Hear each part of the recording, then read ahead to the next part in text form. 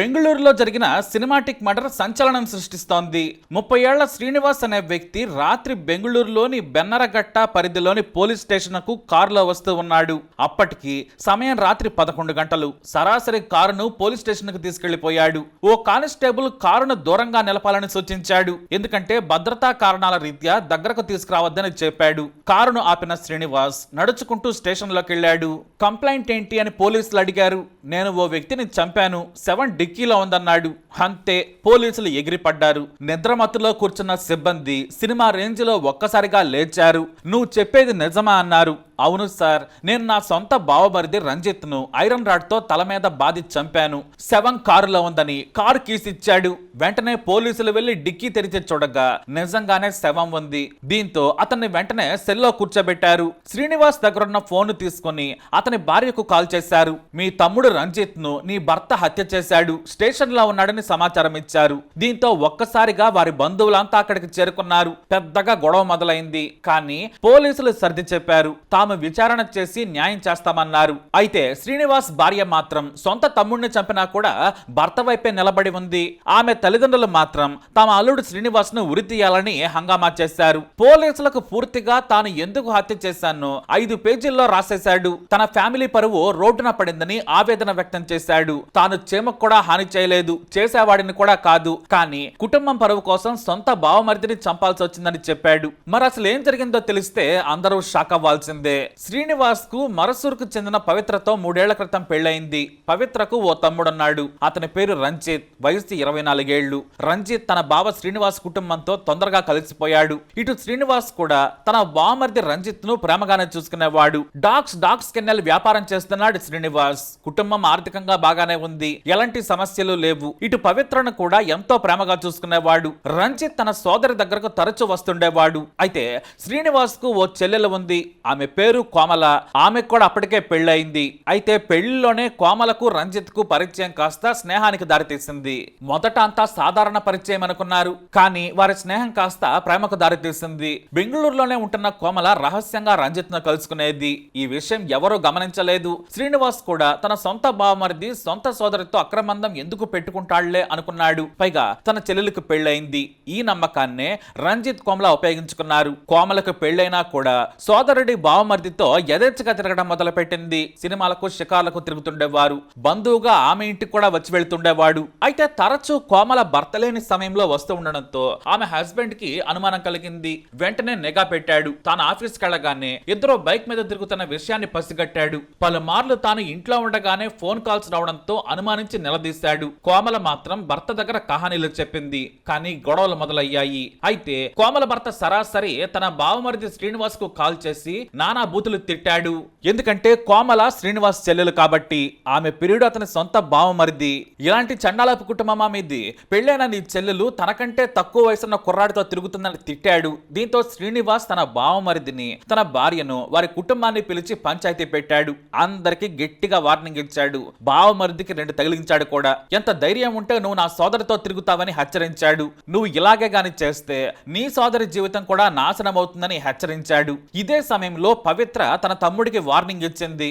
నువ్వు నా జీవితం నాశనం చేయొద్దు, నా దగ్గరకు రావద్దు, కోమల వైపు కన్నెత్తి కూడా చూడొద్దని చెప్పి వెళ్లిపోయారు. అప్పటికే 2 కుటుంబాలతో పాటు ఇతర దగ్గర బంధువులకు కూడా ఈ విషయం తెలిసింది.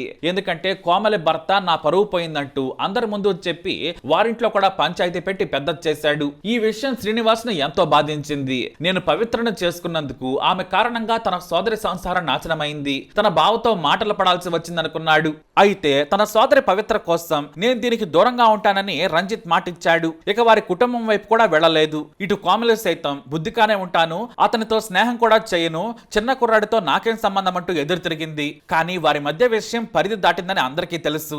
వాస్తవానికి ఆమె ఇంటికి వెళ్లాల్సిన అవసరం అతనికి లేదు. కేవలం ఇద్దరు కలుసుకోవడానికి అన్నది నిజం. కేవలం 1 రోజులు కోమలి రంజిత్ కలుసుకోలేదు. కానీ ఓసారి దగ్గర అయ్యాక ఎందుకు దూరంగా ఉంటారు? మళ్ళీ రహస్యంగా కలుసుకోవడం మొదలు పెట్టారు. ఈసారి ఏకంగా కోమలే రంజిత్ దగ్గరకు వెళ్ళింది.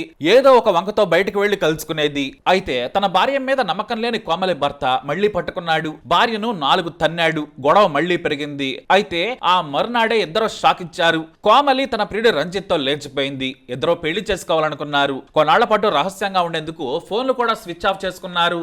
అయితే తన సోదరుని లేపుకెళ్లిన రంజిత్ కుటుంబాన్ని నిలదీశాడు శ్రీనివాస్. తన భార్య పవిత్రతో గొడవ పెట్టుకున్నాడు. తన బావమరిది కారణంగా తన సంసారం, తన సోదరి సంసారం నాశనమైందని రగిలిపోయాడు. పైగా అప్పటికే కాలనీలో అందరికీ తెలిసింది. మొత్తం ఫ్యామిలీ సర్కిల్లో కూడా శ్రీనివాస్ చెల్లెలు అతని సొంత బావమరిదితో లేచిపోయిందని చెప్పుకున్నారు. వారికి తల తీసేసినంత పనైంది. కొన్నాళ్లకు ట్రేస్ చేయగా కోమల దొరికింది. ఇటు రంజిత్ కూడా తన ప్రియురాలను తీసుకుని వచ్చేశాడు. మళ్లీ గొడవలు జరిగాయి. అయితే తాము పెళ్లి చేసుకుంటామని రంజిత్ కోమల ప్రపోజల్ పెట్టారు. దానికి కుటుంబ సభ్యులు ఒప్పుకోలేదు. ఎప్పటికే పరువు పోయింది. మళ్లీ మరోసారి పరువు తీసుకోమంటూ హెచ్చరించారు. రంజిత్ ను పంపించేసి కోమలని ఇంట్లోనే ఉంచుకున్నాడు. ఇటు కోమల మాత్రం తన భర్త దగ్గరకు వెళ్లేందుకు ఇష్టపడడం లేదు.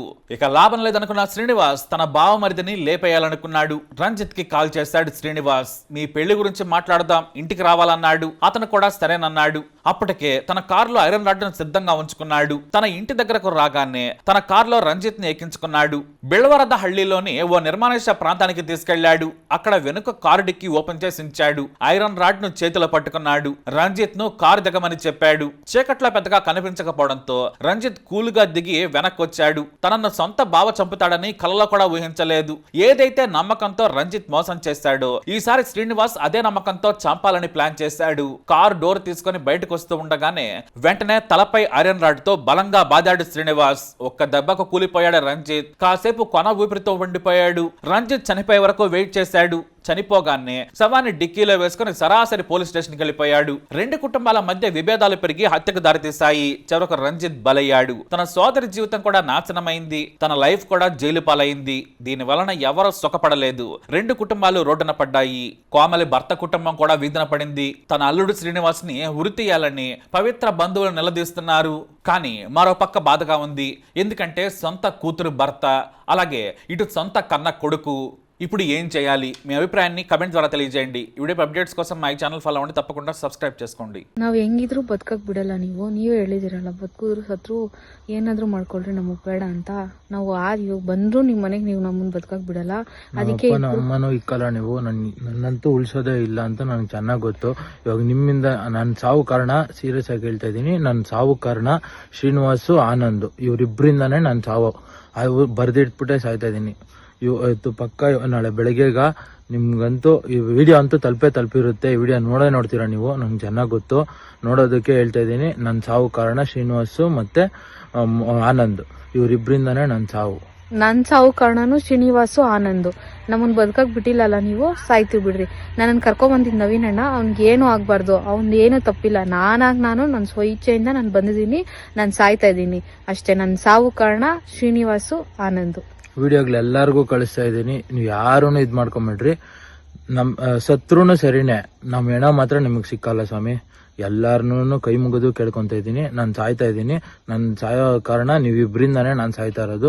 ಏನು ನಾವೇನು ಕೆಟ್ಟದಾಗ ಏನು ಇದ್ ಮಾಡಿಲ್ಲ. ಇಷ್ಟಪಟ್ಟಿದ್ದೀರಿ, ಇಬ್ರು ಸಾಯೋ ತರ ಮಾಡಿಕ್ಕಿದ್ದೀರಾ. ಇವತ್ತಿಬ್ರು ಸಾಯ್ತಾ ಇದೀರಿ. ನನ್ನ ಲೈಫ್ ಎಲ್ಲ ಹೋಯ್ತು ಅಂತ ಗೊತ್ತು.